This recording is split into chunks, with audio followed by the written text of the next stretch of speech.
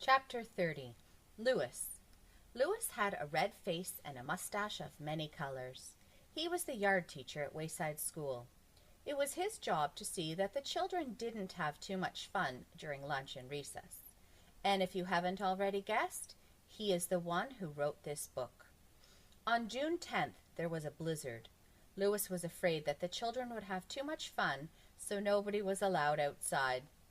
"Class," said Mrs. Jules, "after you finish your lunch today, come back up to the classroom. You are not allowed outside." The children all went to the lunchroom. Miss Mush had made tuna surprise.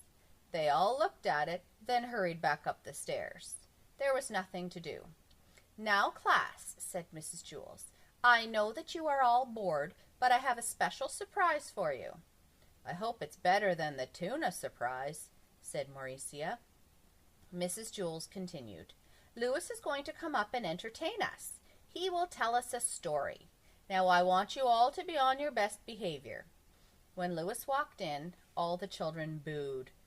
"Are you going to tell us a story?" asked Bebe. "Yes," said Lewis. "Well, it better be good," Bebe warned. "It better be better than the tuna surprise," said Butterfingers. "I thought the tuna surprise was good," said Lewis. "You'd eat dirt if they put enough ketchup on it," said Mac. "Hey, everybody, be quiet," said Todd. "Let him tell the story." "Not too loud, Lewis," said Sherry. "I'm trying to get some sleep." Lewis sat in the middle of the room, and all the children gathered around. Lewis began his story. "This is a story about a school very much like this one. But before we get started, there's something you ought to know so that you don't get confused. In this school, every classroom is on the same story." "Which one? The 18th?" asked Jenny. "No," said Lewis. "They are all on the ground. The school is only one story high." "Huh, not much of a school," laughed Damien. Lewis continued. "Now you might think the children there are strange and silly. That is probably true.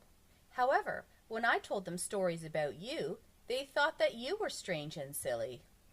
"Us?" the children answered. "How are we strange?" "I'm normal," said Stephen. "Aren't I?" "As normal as I am," Joe assured him. "The children at that school must be crazy," said Leslie. "Real Lulus," Mauricia agreed. "Tell us about them, Lewis," Bebe demanded.